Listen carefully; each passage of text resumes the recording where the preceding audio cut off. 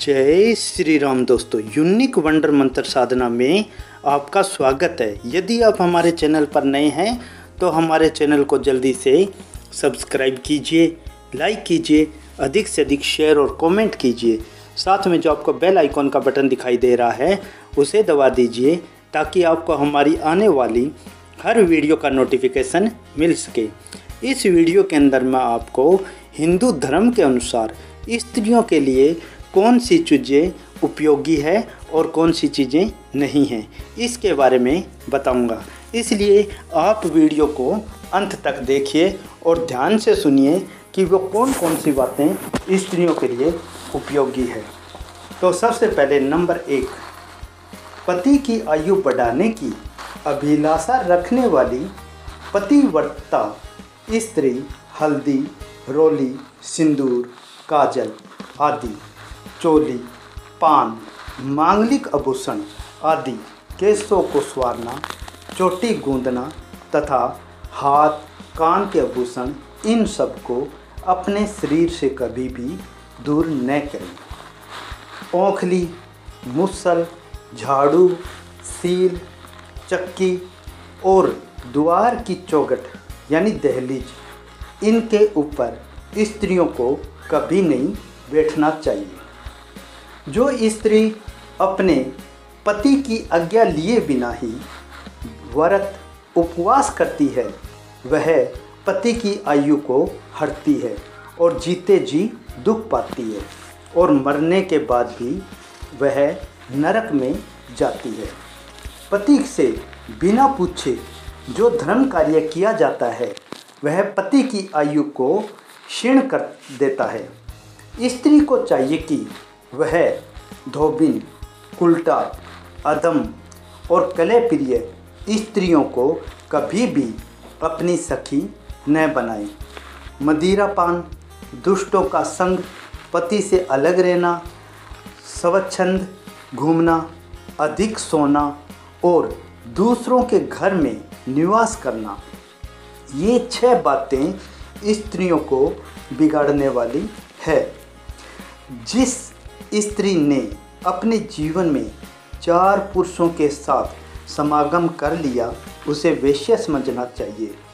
यह देवताओं और पितरों के लिए भोजन बनाने की अधिकारिणी नहीं है। जो स्त्री अपने पति के लिए वशीकरण का प्रयोग करती है उसके सारे धर्म व्यर्थ हो जाते हैं और वह दुराचारणी स्त्री नरक में तांबे के भांड में 15 युगों तक जलाई जाती है। पति ही नारी का रक्षक होता है, पति ही गति है और पति ही देवता और गुरु है। जो स्त्री अपने पति के ऊपर हिंदू धर्म के अनुसार वशीकरण का प्रयोग करती है वह कैसे सुख पा सकती है। वह करोड़ों बार पशु पक्षियों की योनि में जन्म लेती है और अंत में गलित कोढ़ से पीड़ित होकर स्त्री बनती है। स्त्रियों का अपने भाई बंधुओं के यहाँ अधिक दिनों तक रहना उसकी कीर्ति, शील और पातिव्रत्य धर्म का नाश करने वाला होता है। पति का निवास स्थान धन वैभव से रहित हो तो भी पत्नी को वहीं निवास करना चाहिए। उसके लिए पति की समीपता को ही स्वर्ण में मेरु पर्वत बनाया गया है। स्त्री के लिए पति के निवास स्थान को छोड़कर अपने पिता के घर में रहना भी वर्जित है।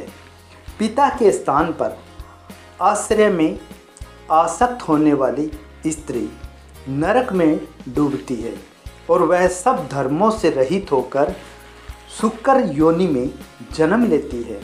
रजो धर्म से युक्त स्त्री की प्रथम दिन चंडालनी, द्वितीय दिन ब्रह्मघातनी और तृतीय दिन रजकी यानी धोबिन संज्ञा होती है। चौथे दिन जाकर वह शुद्ध एवं पवित्र होती है।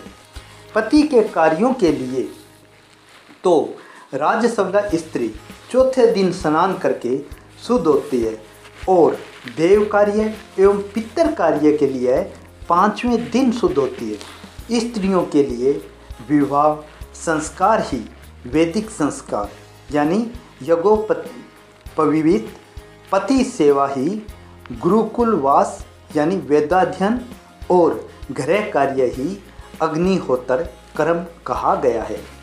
जो स्त्री अपने पति के मन के अनुकूल चलती है और सदा उससे संतुष्ट रखती है, वह अपने पति के पुण्य का आधा भाग प्राप्त कर लेती है। यदि जो अपने पति के अनुकूल नहीं चलती तो वह नरकगामी होती है। पिता